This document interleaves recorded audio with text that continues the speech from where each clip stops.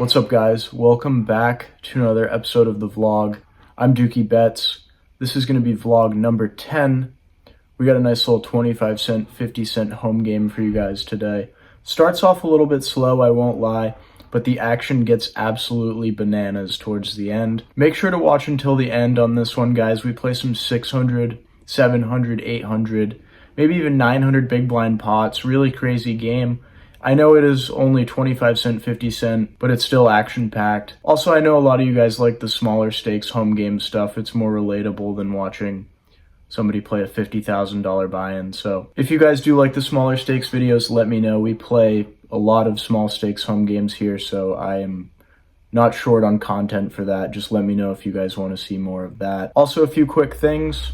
I do have the Instagram now. It's Instagram at Dookie Betts. Same sort of thing as the YouTube. The link will be down below. Go check that out. A lot of the videos on there have been doing really well. I think I hit 20K views on one of the videos, so that's pretty cool to see. Glad you guys are enjoying that content.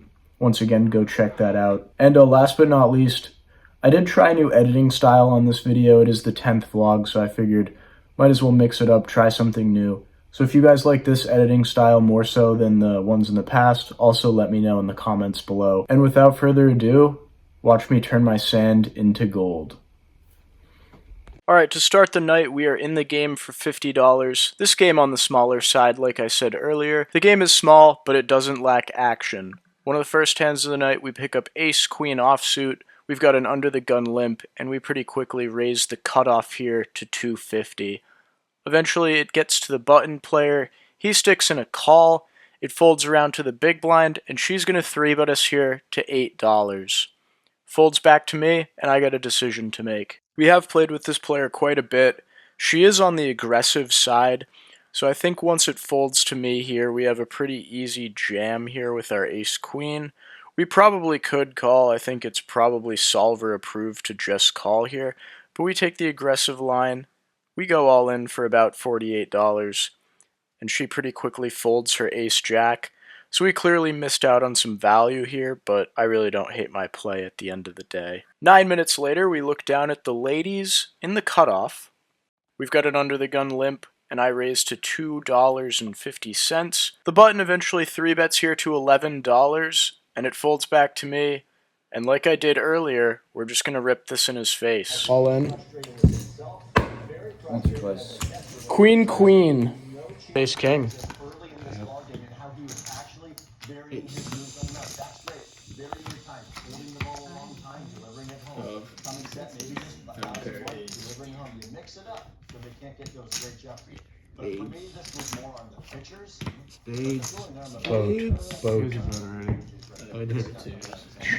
Next hand of the night, we pick up king, queen of clubs in the straddle.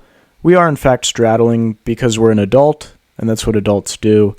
It folds to the button player, who opens things up here to $250, and the small blind eventually 3-bets to $625.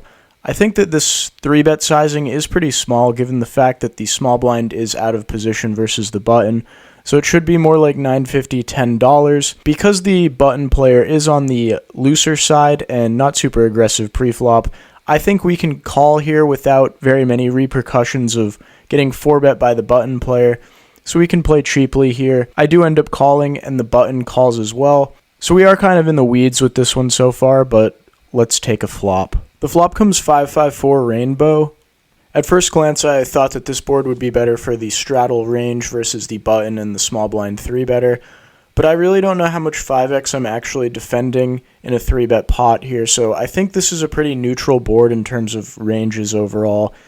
The 3-better, the small blind player, is going to have some overpairs, and the button and myself probably can't. I could still have hands like 6s, 7s, and 8s. Definitely not the premium hands like aces, kings, queens, jacks, so on and so forth. The small blind player leads here for $5 into 19. I was somewhat expecting this bet from her. She is on the aggressive side, like I said earlier. So when this player bets quarter pot into 19, I think I'm happy to call with my king high here. We still have some backdoor flush draws, and then I also think that our king and our queen will be live overcards at a decent clip. I stick in the $5 call, so does the button, So we're going 3 ways to a turn, and we're playing some real street poker here, fellas. The turn comes the jack of clubs. The small blind player now slows down and checks here, And with our specific hand, we have quite a bit of equity. We also currently only have king high, so I like turning this hand into a bluff. We're going to now bet $17.50 here. The button player pretty quickly folds, gets back over to the small blind. She thinks about it for a bit and eventually calls. We're going heads up to a river. The river card rolls off the 9 of hearts. We do not get there. We still have king high. This player checks once again, and when it comes over to us, we still have king high. We're a big boy. We end up moving all in here. All in? I'm not really sure about this bluff. I do think in theory land we can have a bit of 5x here. Obviously we're going to have some jack x too, things of that nature. I think if I played this hand and it was ace jack, I would play it the exact same way. So with respect to that, I don't hate this bluff, but I still don't know. Let me know what you guys think in the comments below. This player thinks about it for a good long while and eventually puts in the call here with queen jack. We lose a $142 pot, and our first bullet is launched into the abyss. But the night is still young. We rebuy for $100, and we get right back in the mix. Next hand, we've got a raise from the cutoff player we just played against to 250. The button calls, and I'm happy to call here with 7-4 of hearts out of the small blind. This is probably bad, but we do have a fun player in the button, so I want to mix it up and try and play pots with him whenever I can. So we're going 3 ways to a flop here. The flop comes 8-6-6 two-tone. We've got a backdoor flush draw as well as a gut shot to the straight. I check. The cutoff player, who was the pre-flop raiser, bets $3. The button eventually folds, and with the amount of equity that I have, I think a call here is absolutely fine. I could probably even raise here. I am going to have way more 6x than the cutoff player, so I think a raise here would also be fine. But we just call. Let's play a turn. The turn card comes the 5 of diamonds, so we bang off the straight here. Beautiful sight for us, obviously.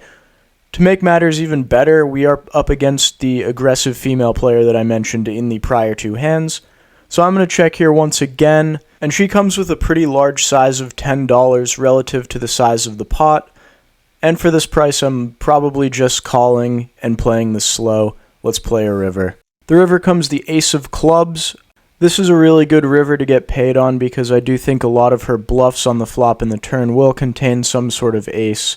On the other hand, though, we do lose to aces, which is a very legitimate possibility. However, for the most part, we are beating the majority of the value range here. We're going to go ahead and check once more, and when it gets over to the cutoff player, she's going to fire again for $10, this time sizing down quite a bit. I think with this size, it's just going to be a weak ace a lot. Obviously, we're going to raise our nutted hand here. We do have a straight. We raise it on up to $40. She thinks about it for a little bit and eventually pays us off. We win a nice $114 pot, and we really have the wheels moving here after our big loss on our first bullet. About an hour goes by. We've played a bunch of hands, but none of them very significant. This one we pick up queens. We've got an under the gun raise to $1.75. We've got a hijack call, a small blind call, and it gets over to me in the big blind. Obviously, I'm going to be squeezing it up here out of position. Don't want to go 4 ways. We're going to make things 850 to go, and we see the under the gun call, and the hijack player calls, and the small blind player calls. So we're going 4 ways out of position here. This might be a nightmare, but let's see what happens. The flop comes jack 10-5 two-tone with 2 clubs. The small blind checks it on over to us, and we pretty quickly bet $20 here. This is a large size going 4 ways. I think in hindsight, I would like to go a little bit smaller here. But in real time, I was looking for protection against those flush draws, against straight draws. Any sort of hand that can outdraw me, we need to bet large to get those things to fold. After I bet the $20, we see the under the gun and the hijack player fold, and it folds back over to the small blind, who is sort of a fun player, sort of a fish. Shout out to you, Bobby. And he calls the $20 bet. He's only got about $40 in his stack, so immediately alarm bells are going off in my head. But there's not really much I can do about it. At the end of the day, we've pretty much committed our stack here, given he's only got about 20 back, and there's already 74 in the pot, so we're certainly not in great shape. The turn comes the 2 of spades. And to make matters even worse, the small blind now leads for $11 with $20 left in his stack, so this is certainly just always a good hand, right? I pretty much just jam for the last $9, so I'm all in for 20 bucks. He snap calls. He's got Jack 10, so he's got 2 pair. We're in really tough shape here. We run things twice. I lose both boards, and now we're in the game for $250 altogether. The next hand of the night, we look down at pocket kings in the +1 position. Obviously, we're going to be raising this nutted hand up. We make it $250 to go. That's sort of been our standard open, nice little 5x open for the majority of the night. Once we raise it up, we see the cutoff player call, the button, the small blind, and the big blind player call. So certainly not ideal, but we are going to go 5 ways here with pocket kings. The flop comes Jack 9-5 rainbow board. So all things considered, this is a pretty safe flop going 5 ways. Obviously rainbow boards are our friend when we're going to have an overpair. Also, there's very limited draws. There are hands like Queen 10 and 10-8 that are open-ended, but aside from that, it's a pretty ideal board for us, I'd say. To make matters even better, we now see the big blind player Bobby the Fish raise things up to $3 here, just donking into the field. And with our hand, it seems like a pretty mandatory raise in this spot. We don't really want to be calling this and seeing everybody else behind us call. We want to try and deny equity to draws if he does have that, and also get value from a top pair. So we pretty quickly raise things up to $13, just add a nice little 10 on top, make things smooth and easy for our dealers. It folds around to JQ Poker in the button, and he's going to cold call the 13 here. At first glance, this looks pretty intimidating, but ultimately we do have pocket kings here, so if he's got us beat, he's got us beat. There's very limited hands that we are doing poorly against, so I'm pretty happy to see this call, and then Bobby the Fish is going to muck his hand. So we're going heads up to the turn with quite a bit of money in there. The turn comes the king of spades, so we now improve to top set here. With our new and improved hand, I think we have a pretty obvious bet once again. We're going to bet $25. This is about 60% of the pot, and for this size, our opponent in the button is going to call, so we're going heads up to a river. The river rolls off the 3 of hearts, and we think about it for a bit and eventually jam our stack for about $150. Looking back on this is obviously me getting trigger happy with a nutted hand. I definitely should not be betting this large, especially against a good solid player like JQ. He's obviously only going to be calling this size with better hands, so in hindsight I should definitely be betting smaller to target hands like Jack X and then potentially 2 pairs as well. He's going to go ahead and snap fold his hand here, so we missed out on some value potentially, but at the end of the day, we still won a nice pot here. Let's go to the next hand. The next hand of the night, we peel the best hand in poker, 6-3 offsuit. For those of you who've made it to this point in the video, go comment down below. 6-3 off is the nuts. If anybody here is at all confused by this, let me just explain a little bit. There are quite a few regulars within this home game that get dealt 6-3 offsuit and just go the distance with it. They 3-bet pre, they bet the flop, they bet the turn. They probably jam the river. And it's just a fun little game we play. It used to be 7-deuce. We still do have the 7-deuce bounty, but we've also added the 6-3, except there's no bounty. We just blast off with it for absolutely no reason. And it's really fun. So at the end of the day, this is just me having a moment here, but yeah, let's dive into the hand. So we're dealt the Dookie Bet special in middle position. We raise it up to $250, obviously. Following this, we see the button player call, and the small blind player, who is JQ, is going to raise things up to $12.25 here. The big blind cold calls the 3-bet, who is the aggressive female player mentioned before. And when it gets back over to me, I just have to 4-bet this hand. There's no other choice. It's like getting dealt aces or kings here. We're just going to be pure 4-betting the 6-3 offsuit. We're mega deep with both players. When I 4-bet here, both the small blind and the big blind player call. So we have a huge pot brewing, and we have the best hand in poker. With $107 in the middle, the small blind checks in the dark, the big blind checks it over to me, and I have no choice but to bet my 6 high here for value. I bet $22, and not much time goes by until both players call here, and we are still 3 ways going to a turn. In all seriousness, I should totally give up here, but we're probably not going to. The turn comes the king of hearts. The small blind checks it over to the big blind, who checks it over to me, and this is where I get really stubborn. I'm not done just yet. I can't give up. This hand is too cool to not bet on the turn. We're going to bet $75. The small blind pretty quickly folds, which is good. We at least accomplished something. And the big blind player jams for $100, only about $25 on top of our bet. I'm certainly not calling $25 more with 6 high. I know damn well I'm beat at this point, and we lose a $323 pot. Unfortunately for us, this player tabled king queen, so they just had a boat, and we were unable to bluff with 6-3.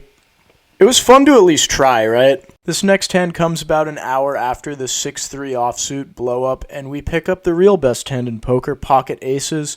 We have a horrible image at the table, so we're going to use that to our advantage here. We're going to under the gun raise to 250 here, pretty standard stuff from us. The +1 player immediately to our left is now going to 3-bet us here to $10. This is absolute music to my ears. And to make things even better for us, we now have the low jack 4-betting to $35. In pure home game fashion, to make things even crazier, it folds around to the small blind, and he's going to cold call this 4-bet here off of about $70 in his stack, so he's putting in 35 off 70. So when it folds back over to us, I really think we have the simplest decision that we've made, probably of all time. We're just going to be pure ripping this here. We have 3 people in this hand that are basically saying, I love my hand, let's get the money in now. We're going to go ahead and rip it for $190 roughly.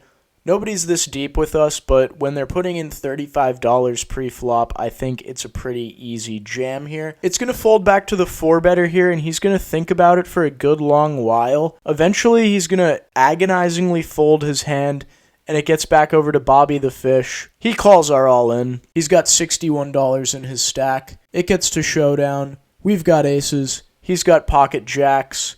Roll the footage.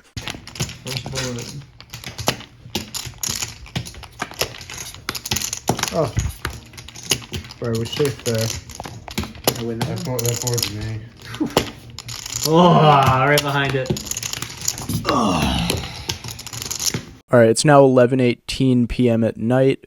We've gone about 3 hours without recording a hand. We've played quite a bit, but nothing too significant. We've got about $210 in the stack here. We pick up king 10 offsuit. We see an under the gun raise to $2.50. I'm in the +1 position, and I raise things up to $7.50. Following this, the cutoff, the button, the small blind, and the under the gun player all call, so we're going 5 ways to a flop with king 10 offsuit. The flop comes queen jack 4 with $38 in the middle. We flop an open-ended straight draw as well as a backdoor flush draw with our 10 of diamonds. It goes check from the blinds in the early position raiser, and I pretty quickly bet $25 on this board, trying to clear out some equities going multi-way. Ultimately, we have a pretty strong draw here, so we're happy to put some money into this pot. Following our bet, the cutoff now raises us to $75, and the button cold calls. Now this action should be an automatic red flag for us. We should be able to fold this hand pretty easily here, but we've been playing for a while. We're feeling pretty punty, pretty gambly, so we decide to rip things all in, exercise some fold equity here, as well as, maybe we have a winning draw here and maybe we can just get there. We rip it all in for $208. Cutoff and the button both call. So we're going 3 ways all in here with $662 in the middle. The cutoff eventually shows that he has pocket 4s for bottom set, and the button shows 9-8 of diamonds, which is really bad for us because he's stealing some of our outs. We have about 20% going 3 ways here with $662 in the middle, so certainly not a favorite to win here. Obviously, this is a huge punt on our behalf, but let's see if we can get there. We got king 10 on queen jack 4 up against 8-9 of diamonds and a set of 4s. So we got to hit a 9, an ace. Something just not. Yeah, that's pretty much it. Good luck us. Peace. 2 times, guys. Everybody's cool. Main pot. Fucking, yeah, let's go twice.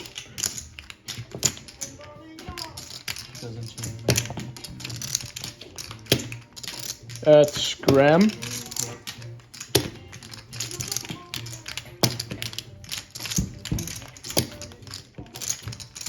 Ah, fuck off. I'm dead. He's dead, yeah. Oh, Cost 2. Scoop. all the good things. Can we just do this one time? Alright, vlog. That's going to wrap up the session tonight. Played for like 6-7 hours, something like that. Lost $250. Obviously, we probably punted it off at the end with the king 10. It is what it is, though. Can't turn the sand into gold every day. Until next time, Dookie Bets.